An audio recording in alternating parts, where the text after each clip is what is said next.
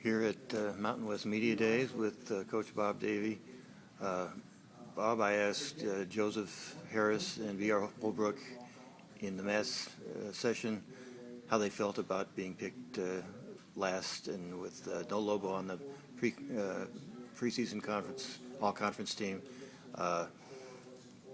When the Orlando Sentinel picked New Mexico number 120 out of 120, you brought that up to the team. Will you do the same now? I don't think so. And to be honest, you happened to be at practice that day when I brought the 120 up. I did it kind of in a moment of rage because our practice had really deteriorated. We had some guys talking back and forth that I don't appreciate, kind of silly. And I talked to them about that's what teams that are picked 120th, that's how they practice and how they act. So if you want to be 120th, like somebody just came out and picked you, then keep practicing the way you practice. And that was kind of my message that day, in a bit of rage. You know, I really, and you've been around this game a long time. I mean, all those little chip on the shoulder motivations, they don't last very long. They don't work very long. And if you get in that trap of being motivated based on someone else says about you, I don't think you're going to be very successful over the long haul. So, you know, I'll let the fact that we're picked last speak for itself with our players. I'll you know, let the fact that we're picked 120th by the Orlando Sentinel speak for itself. I'm not going to try to use that really as motivation. You called out Joseph and BR a little bit in there. You told Joseph he hadn't played his best football yet, has not reached his potential as a fifth-year senior.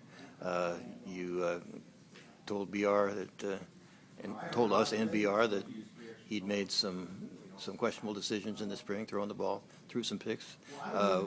Was that a conscious thing? Not really. I just think that I don't think there's any secrets. You know, we're going to walk out there in a month and put our football program on display. That's just my assessment of those guys. You know, I see the positives. I also see what they need to do to work to get better. And I don't mind that everybody hears that. I think they're mature enough. They're fifth-year seniors. They've been around a long time. There's nothing I said today that I haven't told them many times privately.